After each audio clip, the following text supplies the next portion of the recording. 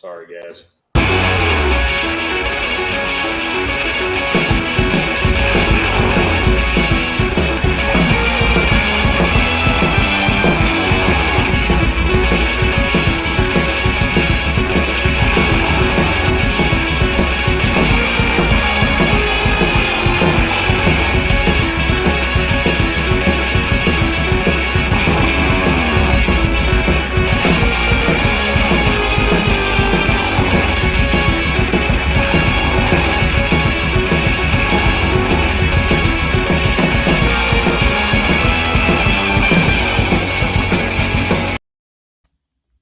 Hello, World Wrestling Vlog family. I am Josh, the Moonlight Mark. To my right, your left. No, it'd be your right. The referee, Billy J. And at the bottom, we have the Cowboy Paul Vines. Howdy. Howdy, howdy. And it's great to be here. We have a love for wrestling. And if you're here, I'm sure that you guys do as well. We may not talk about the things that you want us to talk about. We may. I don't know. I mean, we all tend to have different viewpoints and different things we like. And I enjoy some old school shoot wrestling. Referee Billy J has a lot of independent wrestling in his background, and I know Mr. Paul loves the old school stuff. And I kind of like it all. I watch a little AEW. I don't watch as much WWE anymore, but we hope to bring you an entertaining show. And we hope that you guys enjoy what we put out there, and that through the sport of wrestling, we can somehow give you guys a release from everyday life and throw some positive in there. And obviously, if you're here, you're not a jabroni. That's important. No jabronis allowed. All right. So, what I thought for this first time here, I thought that we would just kind of talk about ourselves and who we are. And it would probably bring up some interesting conversations as folks begin to come into the chats. So if you guys will give me just a quick second, because I am, as I've told you, I'm completely a mess here. But it'll get better, I promise. Just like I say on my cruise vlog, it will get better. This is not the worst it will be. It will get better. All right. So we'll start with a few questions here. And the first question is going to go to the referee, Billy J. That's me. That would be you. Not Bill J, but Billy J. Yes. All right. So just real quick, just give us a quick introduction. Sure. Some of you will probably know me from my other YouTube channel, Captain Billy J Travels, but some of you don't know that I'm a pro wrestling referee. I've been a pro wrestling referee on the independent circuit for 20 years now. Started back in Iowa and moved down here to Florida about 6 years ago, and I've also been reffing down here. Most of my reffing is from back in Iowa, but I've been all over the Midwest. I've refereed for current WWE wrestlers, former WWE wrestlers, current AEW wrestlers, and some old time wrestlers as well. So I know quite a lot of people in the pro wrestling business. So that's me. All right, thanks, Billy. And Mr. Paul, give us a little quick introduction. Well, my name is Paul. I grew up in South Arkansas watching wrestling since as early as I can remember. We was in a unique area growing up. We got Mid-South wrestling on the local channels. We got Memphis wrestling. And, of course, TBS was the power station back in the day, and we could get TBS, or as my dad called it, that Georgia channel. And, of course, we got good Georgia wrestling. And my mother's family is from extreme western Arkansas, a little town called Texarkana. And when we would go over to visit, we could get the World Class Championship wrestling out of Dallas. Got to watch the Von Erichs and Skandar Akbar and all them. So kind of lived in the mecca of professional wrestling growing up. Love all of it. That's pretty much it. I guess that leaves me. So a couple of Midwesterners-ish, Mr. Paul there in Arkansas, Texarkana area. And I noticed, Billy J, that you proudly have some CNI stuff that I've seen you wear. or UNI rather. UNI. Yeah. One of the guys that used to coach my son a little bit in the summer is actually one of the head coaches up there at UNI now. It's kind of interesting. Lee Roper. So I grew up on wrestling, not just kayfabe, but professional wrestling, but also scholastic wrestling. And I wrestled in school, and then my children all wrestled. And so I've always leaned toward the shooters. I'm like, Brock Lesnar, I love watching Brock. I know he is not a favorite of many, but just because he's a shooter, I love him. Even Dolph Ziggler, for guys in this time frame, he was a great wrestler scholastically. Bobby Lashley's another one. And then, you go back to the old days and the gotchas. There's a number of great wrestlers. Bob Backlund, a lot of people don't realize how great a scholastic wrestler that Bob Backlund was. But that's where my love of wrestling came from. And it started with my grandfather growing up, and we would watch Saturday night wrestling. What was that called? Saturday Night Live, Saturday night, the main event. WWV. There you go. Yeah. Main event. Yep. Yeah. We started there, and also WCW was always on because growing up in Georgia, TBS was king. So I always was able to watch some WCW. What was the Powerhouse and all that good stuff. I remember watching Cactus Jack and Power Hour and thinking, oh man, this dude's crazy. He ain't going to make it. And turned out to be a great wrestler. So, all right. Next on the list, and I will start with Paul on this one. Uh-oh. What is your favorite era of wrestling? I had to say the 80s. That's really where I was born in 77. So, but the 80s to me were the best. Mid-South was amazing. Like I said, I got to watch that Georgia wrestling. You had Dusty Rhodes battling the Four Horsemen. You had the Rock and Roll Express against the Midnight Express out in Georgia and in Mid-South. And then, of course, out of Dallas, you had the Von Erich boys taking on Devastation Inc. with Skandar Akbar. And he got every I hate to use this term, but he called every freak. He said it himself. He'd get every freak from across the country to come in to take on the Von Erichs. Of course, back in that day, there was a huge difference. Unlike today, back then there was a distinguished good guy and distinguished bad guy. So you could always root against the bad guy. Today, not so easy. Yeah, they've definitely blurred the lines nowadays, and we'll get into that a little bit here as we go.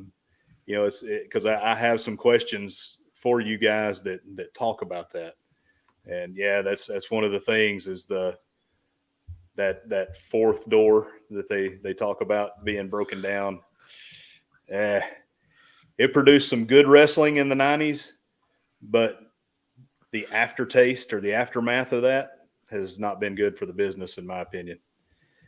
So for me, I'm actually more of a, just because of when I started to get exposed to wrestling. So I would have to say the late 80s into the early 90s is probably my best memories of wrestling. Been around it and watched it with my grandfathers, my whole life. But, Hulkamania running wild, Andre getting slammed, the Macho Man, and all of that, snapping to a Slim Jim, and then the NWO. Oh man, I remember watching the NWO, and I was somewhat smart to the business at that point because I had a couple of friends in school that were their dad wrestled in Smoky Mountain Wrestling, so I kind of knew what was going on, but when that happened, I was like, what in the world is going on here? They did such a great job with the NWO and that hostile takeover that I was really just, I really thought that Vince McMahon had asked Diesel and Razor to come over and take over WCW. And it took a while to even realize that it was a work, so they did a great job. But that's probably my favorite era. Billy J? Well, I was born in 81, so the mid 80s is probably my favorite when I was a kid. Now, as I'm older, I like 80s, but I also like the 90s. And a little bit of the early 2000s. But so yeah, 80s, 90s, 2000s. But also learning about the history of pro wrestling, I've learned to like some of the matches from the 60s and 70s too. Oh, So I like pretty much all that era. Gorgeous George. Yep.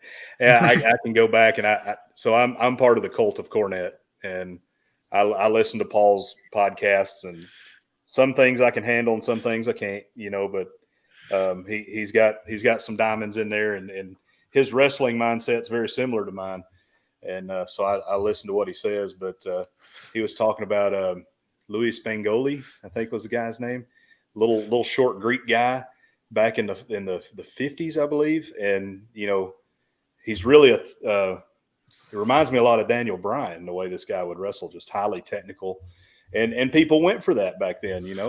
The whole 2 out of 3 pins, like that's just some good stuff, and a lot of that was pure shooting, back then.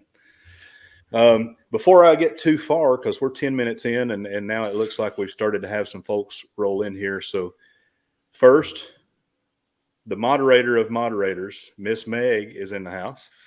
And she is the first one on the World Wrestling blog to get a wrench. So hats off to Meg. Imagine that. Yeah. We've got Greg and Felicia, SCT Adventures. Welcome in. My beautiful, supportive wife, Miss Chastity from Moonlight Adventures, in the house. Blaine, even though you're here, oh, that's not Blaine. There's Blaine. Blaine, even though you are in the house, you're still a jabroni, but he's here. Rudy Poo, candy ass. I love me some Blaine, though. He's an old school Braves fan back in the day, back when they had Dale Murphy they had Dale Murphy. That's about it. They had Dale Murphy. There was some Necro years there. Bob Horner. Yes, sir. Yeah, I've been through it with them, through the good and the bad, and seeing them win a World Series last year. I actually saw them win that thing in Alaska, which is kind of cool. And I was traveling with a friend of mine who was an Astros fan, so I got to throw that in his face. I guess I didn't make him too mad, because he recently went on a business trip to Atlanta, and he brought me back some Braves World Series memorabilia. So there you go. He wasn't too hurt. Oh yeah, I love me some Dale Murphy. And I actually have a baseball somewhere around here, not signed by Dale Murphy, but signed by Don Sutton. Oh, so that was pretty cool. We actually saw him outside of Atlanta Fulton County Stadium, and my dad saw him. We waved him down and went over and got an autograph from him. So Mr. Danny in the house. So Danny his son has a vlog, and he does live streams. He actually live streamed WrestleMania. Poxarain is his YouTube channel, and he'll be on here every once in a while. We're going to bring him on and let him do some things, but welcome in Danny. And he's talking about David Justice. Now, see, that's when we bought a team, which I'm happy with. I'm glad we did that. But those were not the lean years, my friend. All right. So moving on. I'll go first this time. What is your favorite all-time wrestling promotion? So for me, I have to say it's probably WCW for me, just because I watched more of WCW, and even when it was terrible, I watched more of it. And even during the Monday Night Wars, though, when it was just first starting, I always leaned more toward WCW. It was probably just growing up in Georgia and being told that, the WWE or WWF then, that's that Yankee stuff. You don't want to watch that Yankee wrestling. You watch this WCW on TBS. But, the old WCW into the early 90s before Vince Russo got a hold of it. That would be my favorite. Billy J, favorite all-time wrestling promotion? Well, WWE when I was a kid. Then it switched to WCW for a little bit, but now it's mostly WWE or WWF back in the day. But WWE is my favorite promotion. like professionally, but I also have worked on the independents quite a bit. And my favorite promotion on the independents is my home promotion back in Iowa, Impact Pro Wrestling. They've been around for about 20 years, 21 years as well. So they've been a long time there, and one of my favorite local promotions. I imagine they have a lot of shooters in Iowa too. Yeah, we have some, of course, Yeah. because of the wrestling state, of course. I had there was a guy that coached a wrestling team, a youth wrestling team down in Tennessee when we were there, and man, I wish I could remember their name because they actually had a television show on CMT for a little while. But anyway, long story short, he ran the Real Pro Wrestling promotion for a while that was out in California. So I think it's based around Greco-Roman and freestyle wrestling, and they had like an MMA type walkout. And I guess it was good enough to be televised for a season. But people are not interested in. There's parts of me, as much as I don't like Vince Russo, that Vince Russo got right for the era he was riding in, because it's just people. You watch it, the NCAA championships, and March Madness is much bigger than March Madness, and but I think the storylines are better, and if you understand wrestling, it's great, but unfortunately you just can't hold people's attention anymore. That's why baseball is beginning to fail. So, when Russo came in and said, "Hey, you know what? We're going to make this like the Jerry Springer show," he made money on it. That's what it's all about at the end of the day. All right. So down to you, Paul. Okay. Well, my favorite promotion of all time, this is going to be a cop-out, but I'm going to say the NWA from back in the late 70s, early 80s. That's a cop-out because it also includes Mid-South, World Class. They were all members of the NWA, but everybody always knew back in the day, while Vince or Vince Sr., with the WWF, it was always more pageantry to the show. Well, that was cool. The NWA always put a better product in the ring with the wrestlers than the WWF and WWF and now WWE does.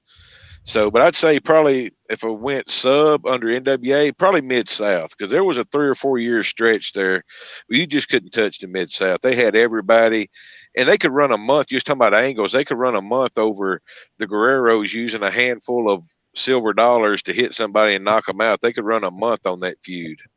Of course, that was a totally different time, but. Well, you say that, but AEW has made a living so far on recreating old Mid-South angles. Well, everything that's old's new again eventually. It all runs in a cycle. It has to. Now, they don't do it right, Well, no. I mean, it's not like they don't have a Lawler. But you watch the angles and you're like, oh, okay. That's that's the concession stand brawl right there, or whatever. And what they're trying to do, but they try to put the new spin on it, the all inclusive, everybody has to get shared time, blah, blah, blah, which, you know what, if you can go, you can go.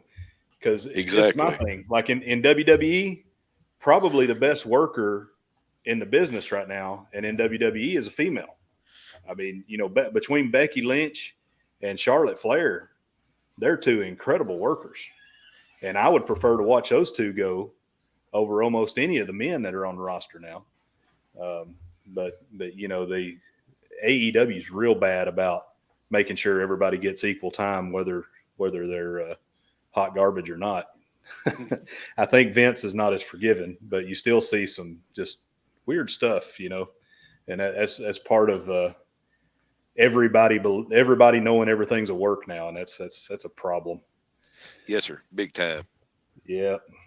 All right. So Billy J, favorite all-time wrestler? When I was a kid, it was Hulk Hogan. Of course, a lot of everybody that was in the 80s, I was a fan of Hulk Hogan. But then kind of leaned more towards Undertaker.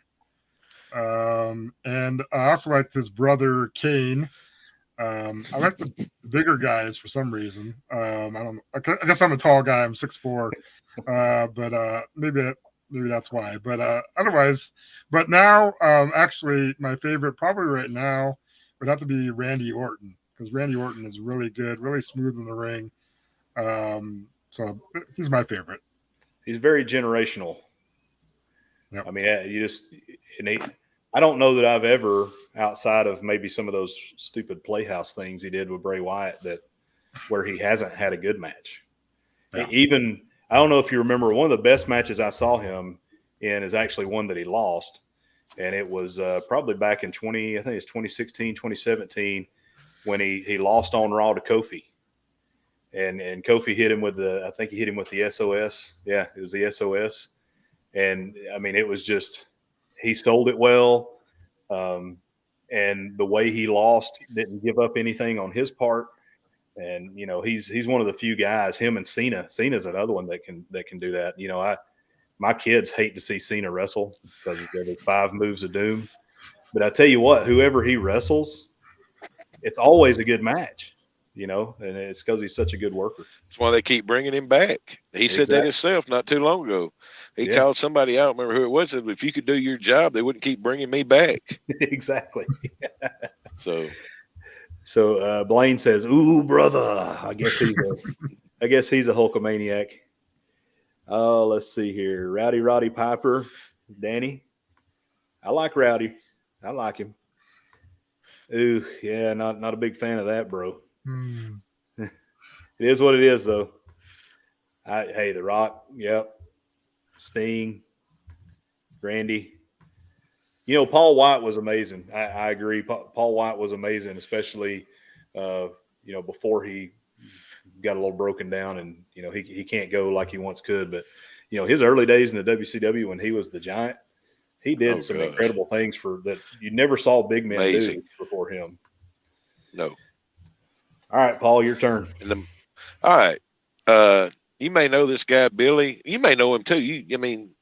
But pound for pound, my favorite wrestler of all time is actually a guy I've never seen wrestle other than on video. And he was the greatest junior heavyweight champion of all time. Also a Golden Gloves champion, one Mr. Danny Hodge. Oh, yeah. Yep. I've met Danny Hodge. Yep. That guy was bad. Even Harley Race, who's considered outside of, say, Haku and Andre the Giant, the third baddest legit man in professional wrestling history, he said one time even he wouldn't try Danny Hodge. And the guy was a junior heavyweight. Yeah, his strength in his hands are incredible. Could crush an apple.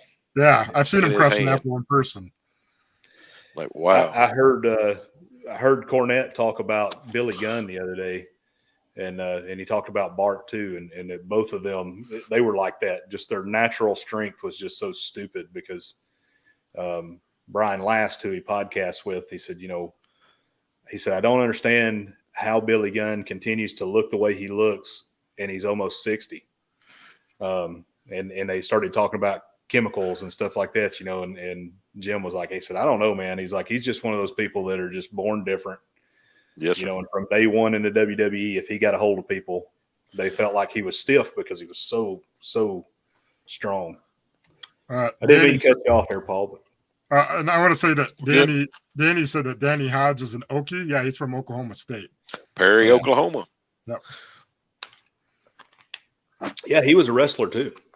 Yep. Even Cowboy Bill Watts was scared of Danny Hodge, and Bill Watts thought he could whoop Godzilla. Yeah, Bill Watts wasn't scared of nobody. Who was the guy from Tennessee that ended up getting kicked off WWE because he smacked he smacked somebody that came backstage to talk to him, and he wanted to talk about wrestling being fake, and he just Dr. David Schultz. That's right, David Schultz. He boxed his ears. Yeah. Yep. That was another one that everybody said was a bad man. Well, Stossel, that's who he slapped. Stossel. That's right, John Stossel. And Stossel, and the guy he interviewed before all that, is another problem with today's wrestling and why it is the way it is. But anyway, and so my favorite all-time wrestler. So right now, if you would have asked me this question a year ago, I would have had to said someone within the Four Horsemen, either Flair or Arn. But I've been watching a lot of Stan Hansen here lately, and boy, I like Stan Hansen. That guy could work. Another one that just never had a bad match. I can go and watch some of his New Japan Pro Wrestling. Oh yeah, when him and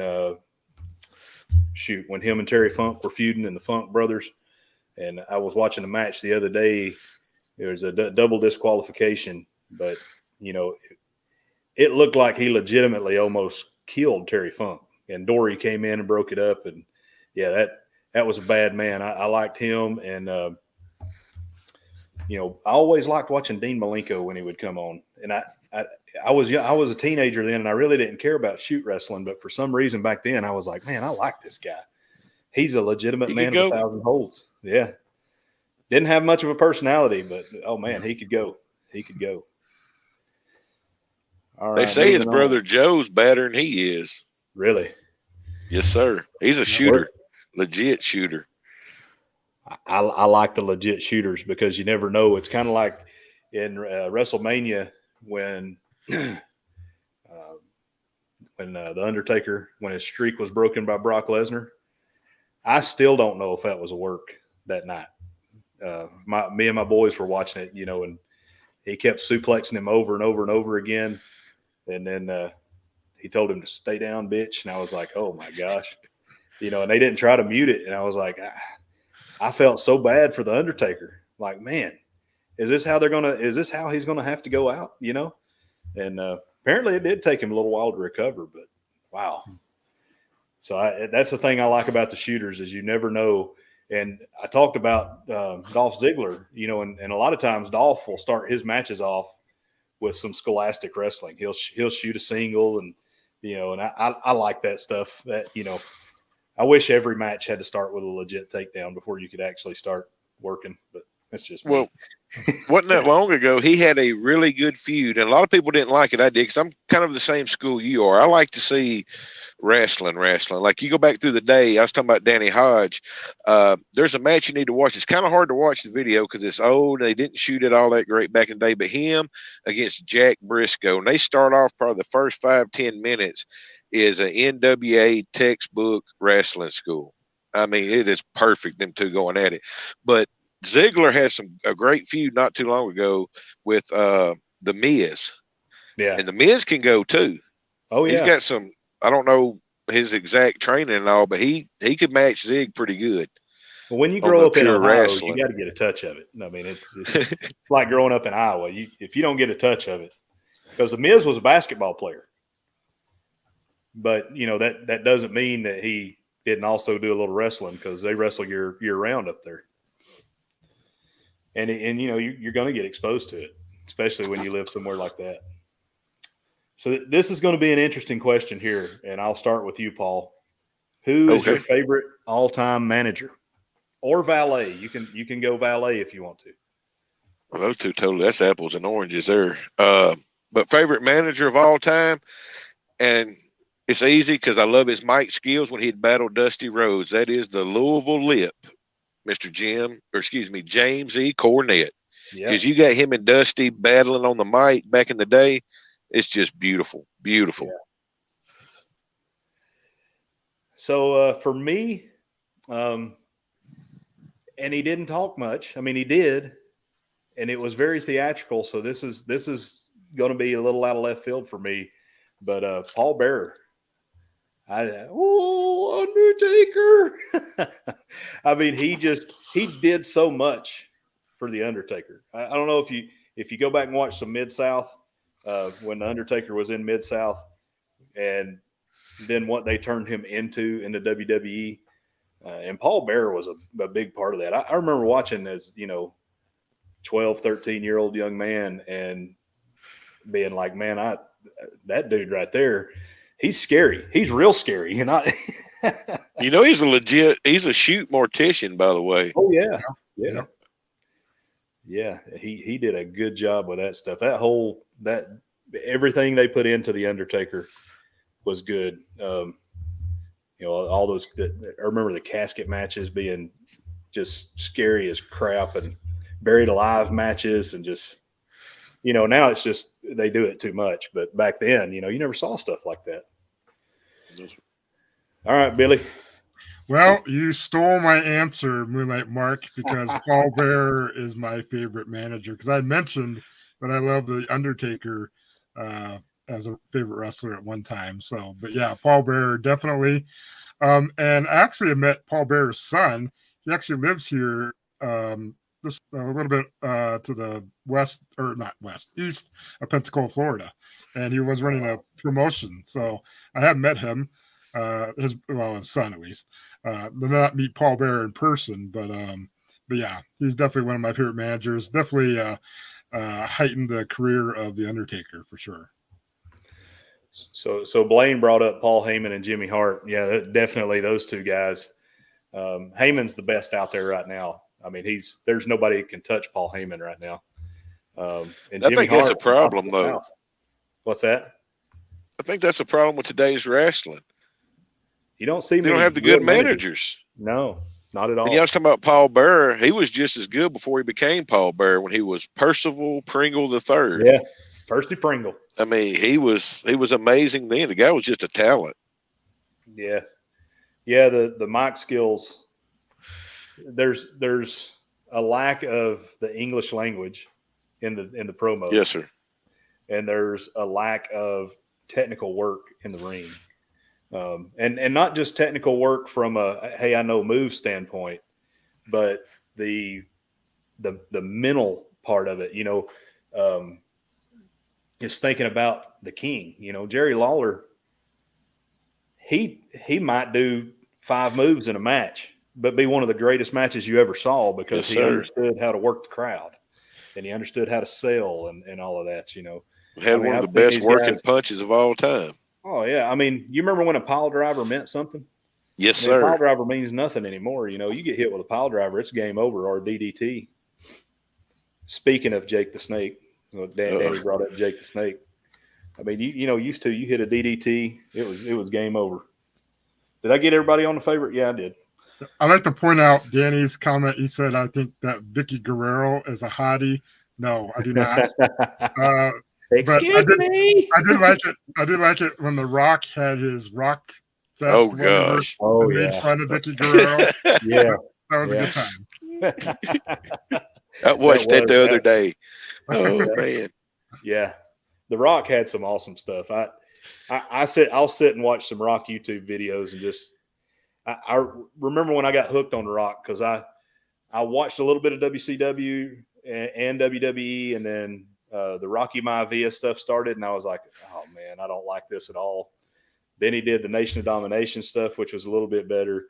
But then when he branched off and became his own man, and he started feuding with Stone Cold, that's I was sold out for The Rock and Stone Cold. My favorite one was when Stone Cold stole the belt from him and he threw it over the bridge. Threw it off the bridge. Yeah, and then he threw a snorkel and some flippers. Here's just some little flippers. Yeah, that was good stuff. Oh, all man. right. So let's see. Who did I start with last time? Did I start with you, Billy? Me. You started with me.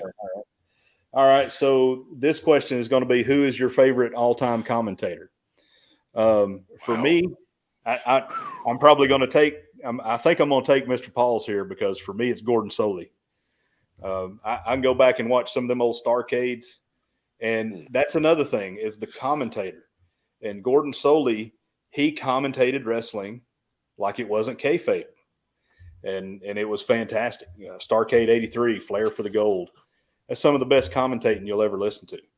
A Greg Valentine, Roddy Piper dog chain match. Good match. Oh my gosh. I mean, you're just in it, and you think that Roddy's going to die at the hands of Greg Valentine. And a lot of that's due to Gordon. Gordon called a heck of a match. And you get to see, if you go back and watch Starcade 83, dadgummit, not Sabisco, Tony Schiavone, you get to go back and see 20-year-old Tony Schiavone. All right, Billy. Well, my favorite commentator would have to be good old JR, Jim Ross. But you can't have good old JR without his color commentator, Jerry the King Lawler. So I love the tag team duo of both of them. They're just greats in the what 90s, mostly 90s and early 2000s. Yep. Paul, I guess you're next. We lost Moonlight Mark. Well, since y'all two stole my three, thanks, Billy. You took up two of them. Thanks, man. I'm gonna go Memphis. I'm gonna go Lance Russell. He's another one. He was kind of the Tennessee Gordon Soley. He was a sports announcer, Lance Russell, and he never treated professional wrestling like it was anything but a business and a sport. So I go Lance Russell. Yeah, that's a good one. Because y'all stole my three. So, did you know that there is a board game out there called the Gordon Soley Wrestling's like Trivial Pursuit or something like that? You got to go on eBay to find it. I have to get that. It's like pre-1986 stuff, but the Gordon Soley board game. So, besides one Billy J, who is your favorite all-time referee? Referee, I would have to say there's too many to choose from. But I'm going to go with what I grew up on. And I grew up on with Earl Hebner from WWE. And I've met Earl personally, and he's watched me referee in person too. So I know him quite well. But then I would actually have to say now, I mean, I still like Earl. But then right now, who I love to watch referee is Charles Robinson. He used to be in WCW, now he's in WWE. But yeah, he's great to watch. He has the great mannerisms, and he's a good guy. And of course, me. Well, yeah, Billy. Who you got, Cowboy Paul? I'm gonna go James Beard. I don't know if Billy's run across him or not. He's from back in the world class days and still going at it today. Everybody knows him, loves him. Never met him personally, would love to someday, but everybody says he's a class act and he's been at it for generations. Yeah, I met James Beard a couple of years ago back in Iowa. We have a Wrestling Hall of Fame. Now I'll talk about that more, but yeah, he's been up there a couple times, so I've got to meet James. So it's something that Billy can probably expand upon, but the referee. So in a good match, it's kind of like umpiring in baseball. In a good match, the referee is going to add to the action. However, he's also not going to interfere with the action, if that makes sense. So, a good referee can go a long way. There are some, which the female in AEW, referee Aubrey, she's actually pretty good. I like her mannerisms and stuff, but sometimes she's so over the top that the attention gets drawn to her, which again, I'm going to contradict myself with my pick because this guy was way over the top. I like Bill Alfonso. Yeah. I like Bill. I liked him as a manager too. Yes, sir. Yeah. And call it right down the middle. Yeah, right. All depended on if Sabu or Rob Van Dam was in the ring. He got his personality honest, though. He started out down there in Florida with Eddie Graham as his mentor, if you will. Eddie Graham gave him his break as a ref. So, yeah, Eddie Graham was full of personality. I mean, just full of it. So Blaine brought up another good one here. A lot of people forget about him, but yeah, Nick Patrick. Nick Patrick was a good one. Especially when he was a heel referee. He was the best. When the NWO turned him. Yeah. Yeah, that was a bad day. There were a lot of people that cried that day. It was so real, man. It's crazy. So still real to me, Billy. Yeah. Not so much. All right, I think we're with Paul now. So this could be a long answer, and that's okay. So what is your opinion of modern wrestling promotions? It's a loaded question. Okay. All right. I would never knock anybody in professional wrestling. I don't care what your take is on it. Those are some of the most finely tuned, greatest athletes you'll ever see on the face of the planet. They risk their lives every time they get in the ring. They put their lives in somebody else's hands. It passed me by. I watch from time to time just from being a wrestling fan. AEW is more my style than WWE is today. And my thing with WWE is the problem, and this is going to sound petty, but their championship belts look fake. I cannot get over their championship belts. I mean, it used to be back in the day, everybody had their own unique, big, beautiful gold championship belts, and that stuff they got today looks like toys. Yeah. So, I mean, I respect today's professional wrestling. Everybody that's in it, don't watch much of it because, well, everybody thinks they can talk and always got a mic in their hand, and most of them can't talk. They got no rap. Yeah. So, but I respect the athleticism 100%. Yeah, I'm right there with you, Paul, on my opinion of modern wrestling promotions. And, I have a hard time with WWE right now because it's too scripted in my opinion. However, a lot of the great matches still come out of WWE. I won't take that away from it. Yes, it's everything that goes on around it. When I was watching, who was wrestling the other night? I think it was Riddle. It was a main event on SmackDown. I believe it was Riddle and one of the Usos. No, it was Riddle and Sami Zayn. Reigns. Oh, Sami Zayn. Yeah, and this shows you how much I watch. So I was watching a recorded when we were in East Tennessee, but they went through 3 commercial breaks just to get the wrestlers in the ring. And I still watch the shows to watch wrestling. I like the walkouts. I think they're great. But it should not span through 3 commercial breaks. And that kills me. And I'll tell you something else. And I think AEW does this because they think it's a good thing for the fans. But when they go to a commercial break during the heat segments and they show the little window and you're expected to watch the commercial, that distracts me. I don't care for that too much. But that's nitpicky. But I'm with you. I give it all a shot. I really don't like the Young Bucks, but I can appreciate their style of wrestling. And every once in a while they put on a heck of a match. Here recently they put on a string of 3 really good ones, but they don't touch FTR, man. that's the best tag team in the business right now. And FTR probably is the reason between FTR and MJF that I can't turn off AEW. Those 2 wrestlers. Those FTR is only missing one thing. One thing they're missing. Manager. Jim Cornette as a manager. If Cornette could keep his mouth shut long enough and just do wrestling. Well, he'd probably fit in with the bunch at AEW because they like to speak politics over there sometimes. Oh. Well, not speak it, but show it anyway. Keep your politics out of my wrestling, please. Yes, sir. Keep your politics out of my sports. I don't care if it's right wing or left wing. I don't want it in there. I watch that to get away from all that. Yes, sir. All right, Billy, what's your opinion of modern wrestling promotions? Well, I respect everyone that steps within the ropes into the squared circle. Yes, the athletes, the wrestlers today are one of the best, greatest athletes we've had over the years. But it is too scripted for television specifically. I think there needs to be more unscripted moments, more off the cuff, improv. Yes, I know you got to reach commercial breaks at a certain time or whatever. But yeah, I agree that 3 commercial breaks for a ring entrance is too long.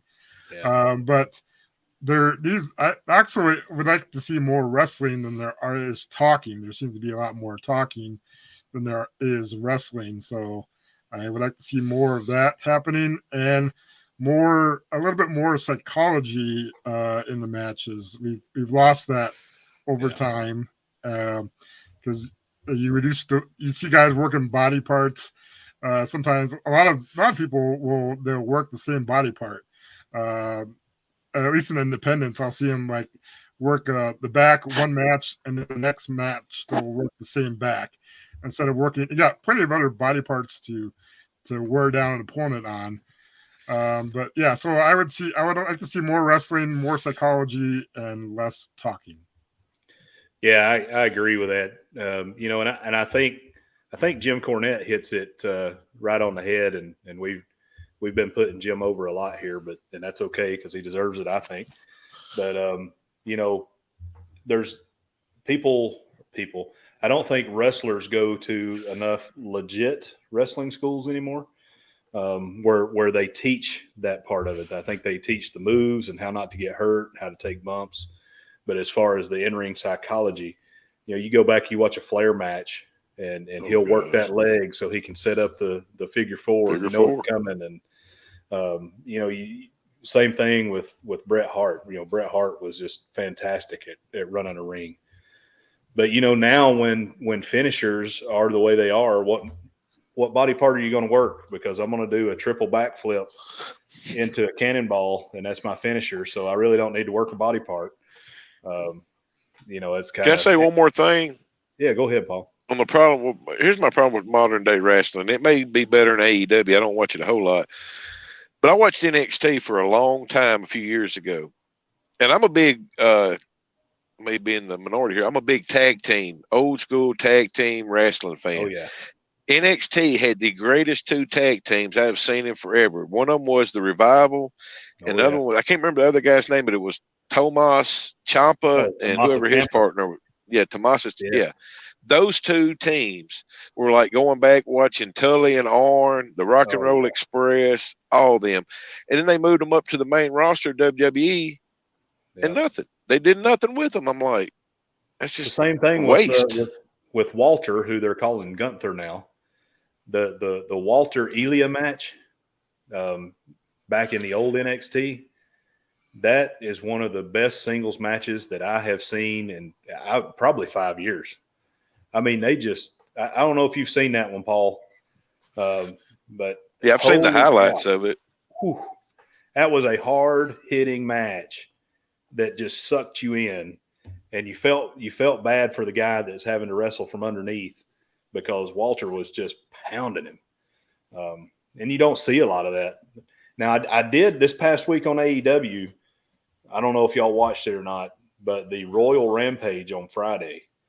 And I'm not I haven't really liked Brody King's work up to this point, but when it came down to Brody King and Darby Allin, I'm like, okay, Darby's going to win it. Obvious. They're going to give it to Darby. The finish was from out of nowhere. And Brody did this thing where he pulled him because it was over the top rope thing. He pulls him over the top rope and he puts him in a sleeper and hangs him over the side of the ring. I was like, I've never seen that finish before. Oh, wow. I mean, maybe it's happened somewhere else, but that was good. That was top notch. So and Jericho's made a statement. He said, you know, the best of AEW is yet to come. He said in the next 2 years, it's going to be like the Monday Night Wars. They're starting to do better. You know, and what they're going to beat WWE on is in that one. So the Rampage show only being an hour, they get more wrestling in an hour. Yep. They do in 3 hours of Raw, and that's something that WWE needs to realize. That's why people liked NXT so much back in the yellow and black NXT days. Yes, sir. It was 1 hour, action packed. Yep, exactly. Okay, so I don't know how this one's going to go. We've talked a lot about a lot of different things. So this question will go to me. Do you prefer WWE, AEW, Impact, or any other promotion? Which WWE will, you know, we'll break out NXT from that since we've talked about NXT. It's kind of AEW is my go-to. I record AEW. I watch AEW religiously. If I hear something that happened on WWE, I'll go back and watch it. The only thing I watched in WrestleMania this year for the first time in the longest time was the main event, which it wasn't really. Some people said it was a letdown. It didn't really let me down because you could see that there was an injury, and that's why that match went short. The big matches in WWE are still great, but AEW is probably my go-to. And I'll tell you, Impact Wrestling can have some good matches every once in a while, but you got to suffer through some bad stuff to get to it. But so that's me. That's sad. Yeah, it is. It is. And that was a great promotion when yes, sir, running it. And Corny was running it. All right, Billy J. Well, WWE or WWF when I was a kid. Unfortunately, I'm probably gonna have to answer WWE. Now, I don't watch nearly as much as I used to, but out of all the promotions out there, I probably watch it the most. But I am skipping forward through a lot of stuff, especially a lot of talking. I try to watch the wrestling, at least some of the wrestlers that I like to watch. And the occasional referee that I like to watch as well too. But uh, I would have to go with WWE. Now, I would say independent promotions because I actually like watching independent promotions more than I do some of the televised matches. I used to love watching. Oh shoot, was it Gorilla Pro Wrestling? I think that's it, or Pro Wrestling Gorilla. Yeah, because that was back. Young Bucks and a lot of those guys come out of there. I think Darby was there. I used to watch a lot of that, and I actually like watching MLW from time to time. There's a couple of good guys on MLW too. All right, Paul. All right, my favorite current one. I'm gonna go old school. I like the NWA. I like the way they do their world champion. We had Nick Aldis, which was, I mean, a spitting image of the Ric Flair world champion, suit and tie, real high class. And then they go to the working man's champion, Trevor Murdoch. A man of the people. So, and I can follow them easier because they're on YouTube. He's the shoot son of Dirty Dick, isn't he? Yeah. Yeah. He is the no, not shoot. He's the work nephew or cousin or something of him. Oh, so they're not really kin. No.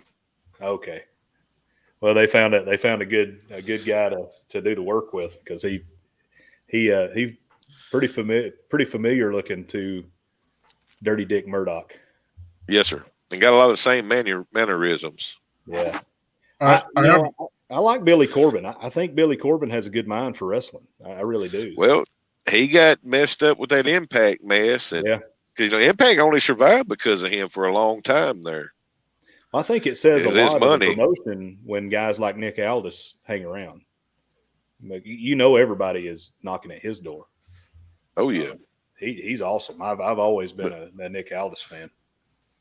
But that's the thing. In NWA, he can be somebody. If he goes to WWE, and I hate to harp on them, but they've taken the best of NXT and other places, like Adam Cole and them. They had, just tremendous thing going on in WWE, just, puts them on the back bench. Yeah. So I got two things to mention. Paul mentioned the NWA. I was born in Cedar Falls, Iowa, which is right next to Waterloo, Iowa, where the NWA was formed. So back in, I don't know when it was formed, 60s, 50s or 60s? Late 40s. 40s, yeah, okay, 49 or something. I can't remember. Anyways, that's where the NWA was formed. And also, I have a story about Trevor Murdoch because Paul mentioned that, and I owe a story to Paul about that. Yes, you do. So I reffed a match with Trevor Murdoch in Waterloo, Iowa, for Harley Race's promotion. And it was the main event. I think it was the main event. And I didn't do something that I should have done in the match.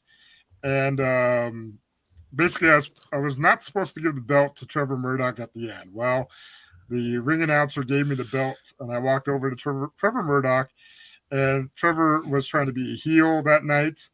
And so he didn't want me to give him the belt. And so he went ahead and punched me in the face so he could get his heel heat back. So I took a punch from Trevor Murdoch. But yeah, attaboy. Was it a working punch or was it a shoot punch? It was a working punch, but okay. I shouldn't have had to take a punch because I made an error. But he made up for that, and so I got punched in the face by Trevor Murdoch. Go Trevor. Just kidding, Billy. Just kidding. So I got to see him in there you go. I'm drawing a blank here. In Clarksville, Tennessee, when we were living there. They had a little promotion there in Clarksville. I wish I could remember the name of it now. But they had several TNA guys there, and the Jarretts were involved, and it was a pretty good little promotion there. They had Bram, I don't know if you know Bram Thomas Latimer. He was part of it, but that's a guy that I consider him a friend. I've met him a couple times working out in the gym. I know I don't look like it, but I used to lift, and he's a solid dude. He was married to Charlotte Flair for a little, or not married. They were dating Charlotte Flair there for a little while. But and I have a really cool story about him because we got to talking in the gym one day, and he was just all kinds of heartbroken over Charlotte Flair and how it was his fault because he had a drinking problem and blah blah blah. But he said that was the one true love of his life. Of course, now he's legitimately married to one of the female wrestlers in the NWA. All right. I met Trevor down here in El Dorado a few years ago. Him and the third generation Von Erichs, Assman King Parsons, Jeff Jarrett. Actually, Scotty Steiner was down here because he did the lead promo for the wrestling. It was a World Class Revolution. Oh. Of course, Scotty didn't know that it was El Dorado, Arkansas, so he called it El Dorado. That's a car, man. Exactly. All right. So I had one more question, but I'm not going to do that question because I think we've answered it. My final question was going to be, because I've got something else I want us to talk about here, but it was, if you could change one thing about wrestling today, what would it be? I think we've hit on that one. If y'all don't know what we don't like about professional wrestling nowadays, then y'all hadn't been listening very close. So what I wanted to bring up here and I wanted to talk about was something that I sent you guys and I wanted you to think about. And as let me pull it up here, do my share screen.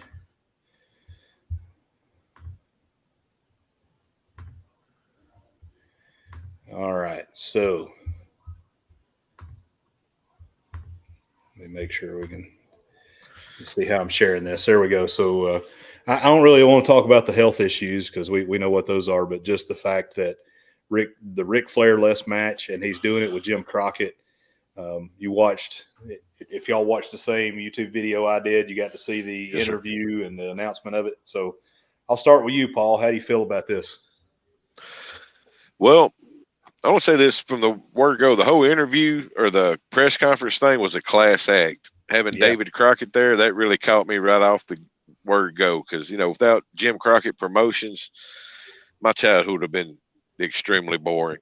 Yeah. But I hope this really is his last match. Because I've seen his last match like 3 times now. Yeah. So, and I love Ric Flair. Don't get me wrong. I love him to death. Yeah. I mean, when he was at his worst, he was at his best. Dirtiest player in the game. But I also hate to see older wrestlers still, get in their way past their prime. They do themselves an injustice by doing so. Yeah. But at least this, may be just a, true last match.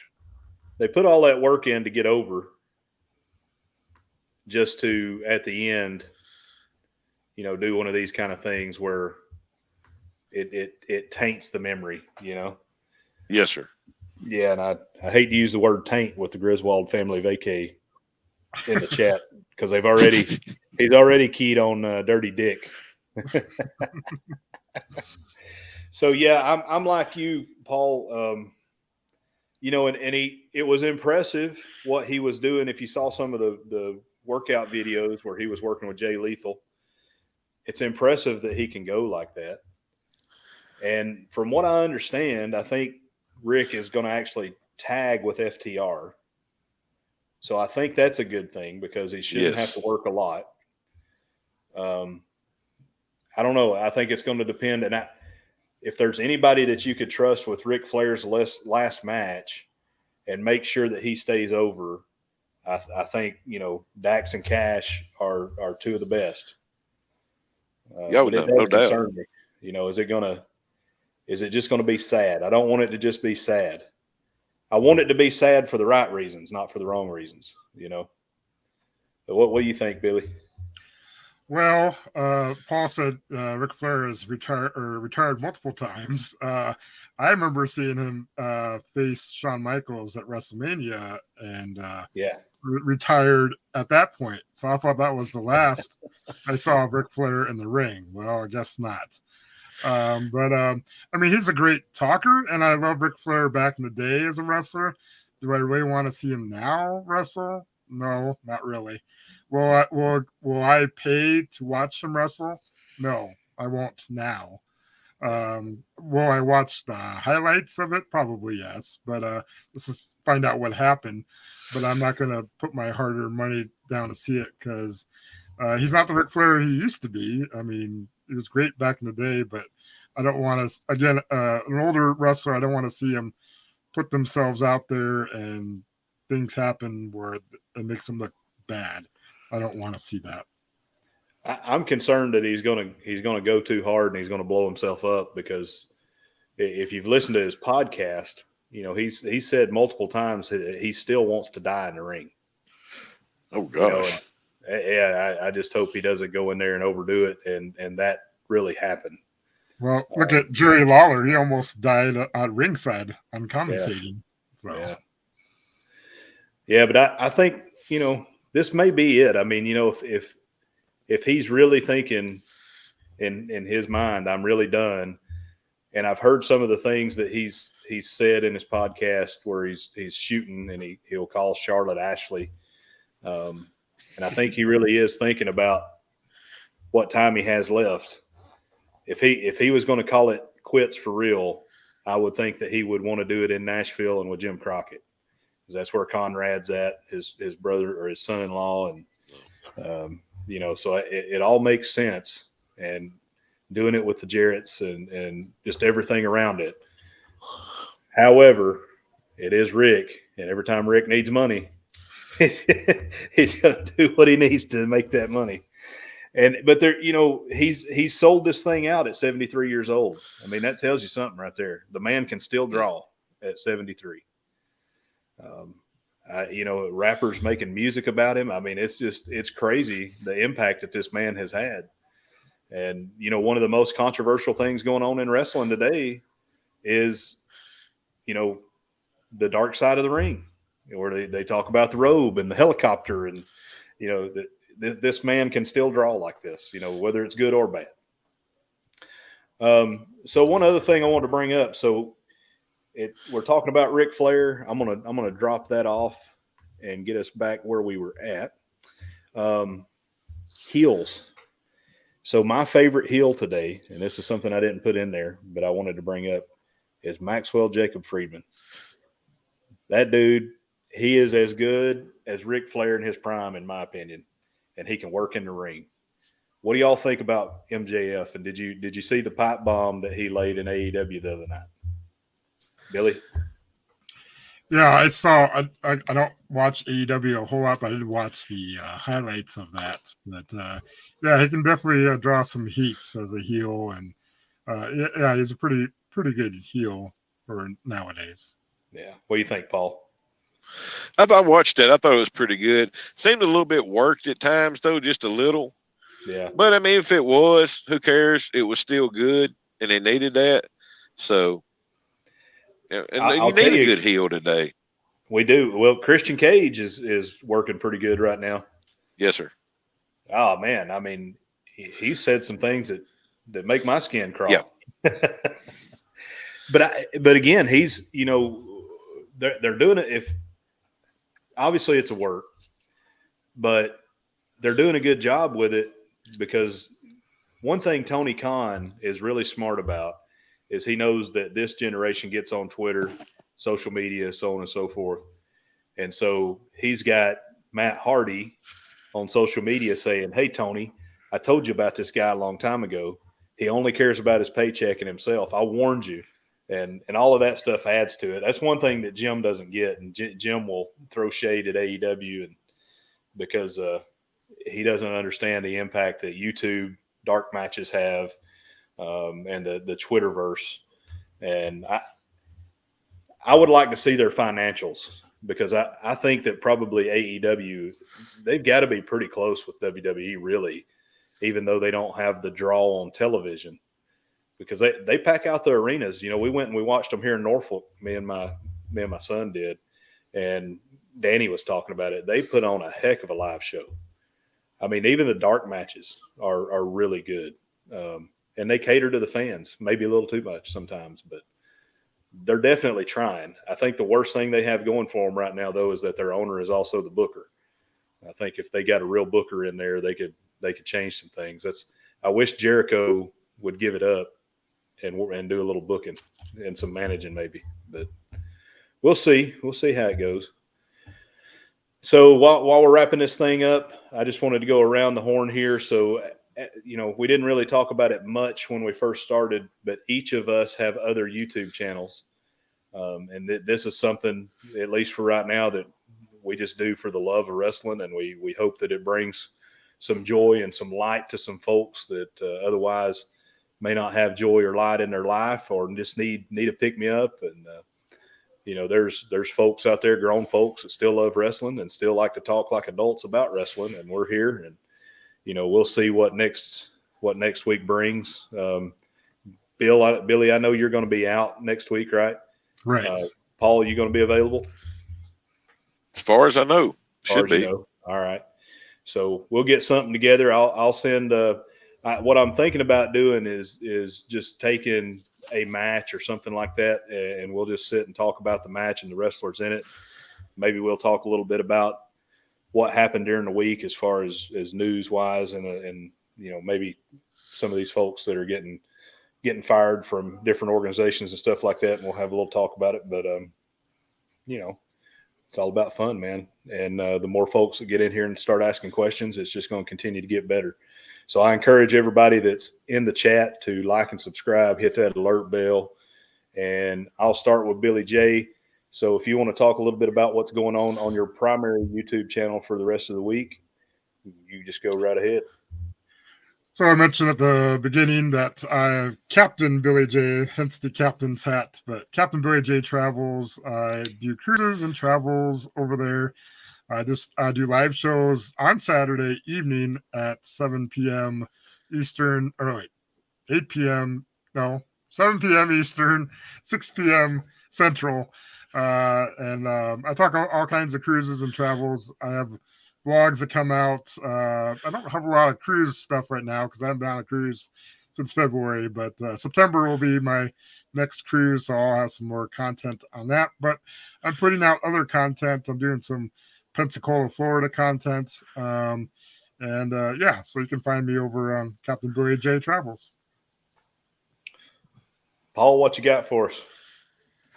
I have a channel. It's just my name, Paul Vines, and it's kind of a hodgepodge, if you will. I just throw stuff up against the wall and see what sticks. I do some footage. I drive a truck for a living, and here lately I've been able to, you know, stop and see some cool stuff. Took some video of it, pictures. I put that in little videos.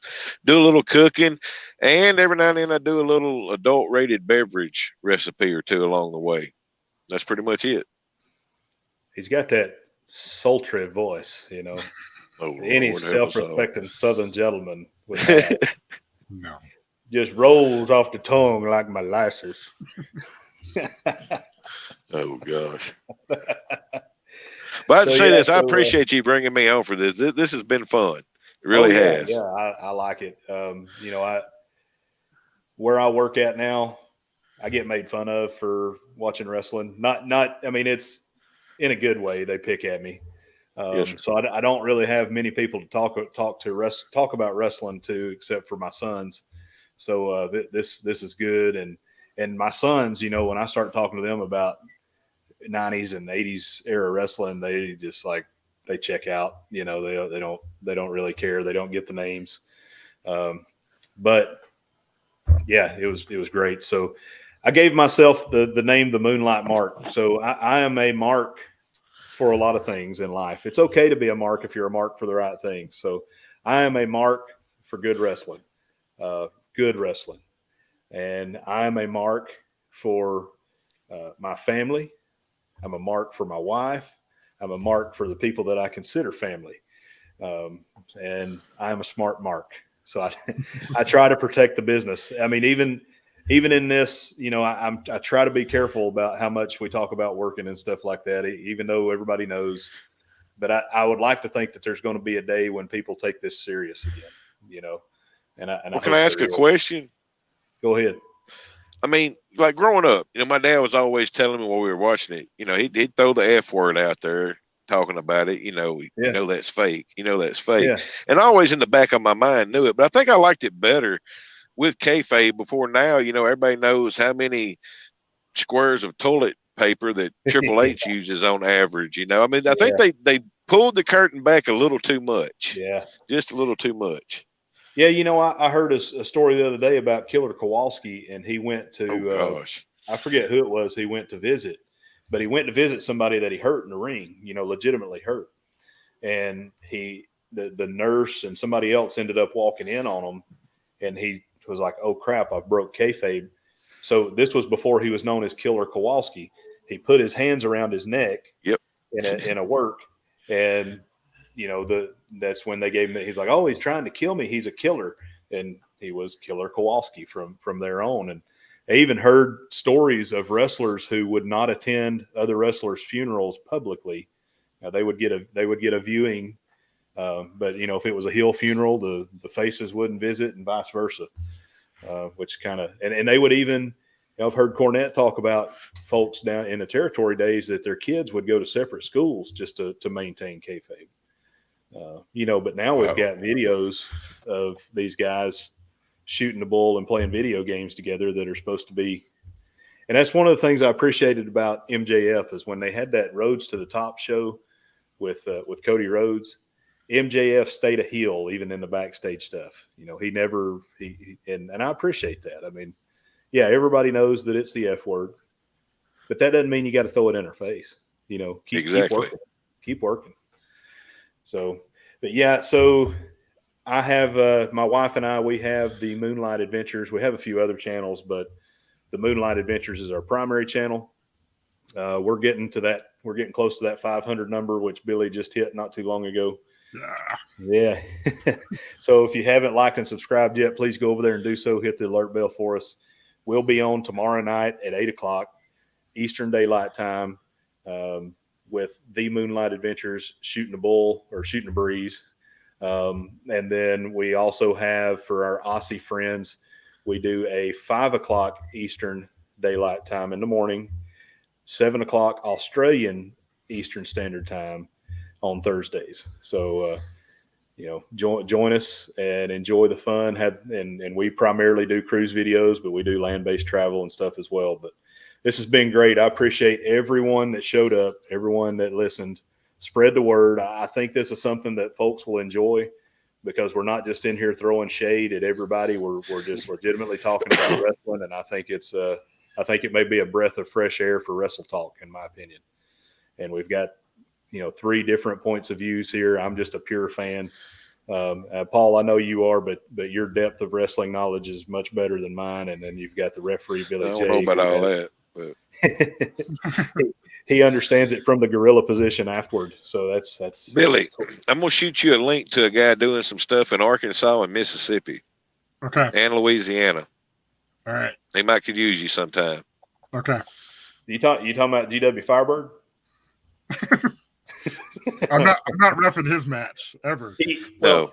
I don't know. I mean, that's his shoot name. I don't know what his in-ring name is. He apparently was masked when he was in the ring. I saw him wrestle. Oh, really? I've seen GW wrestle. Yeah. Wrestled Chris Adams, the gentleman Chris Adams. Was this when his eye was out, when he was blinded in one eye, or was he? Well, I don't know. He had a mask on. Oh, I'm talking about Chris Adams. Was that when Chris Adams had his eye? No, this was after that. This was mid-90s. That was another good angle. Great kayfabe. Oh my gosh. Yeah. I like Danny's comment. Firebird versus Melon. Hey, I had a great time. We will have a number of different folks brought on. Like I said, I want to bring Adric on.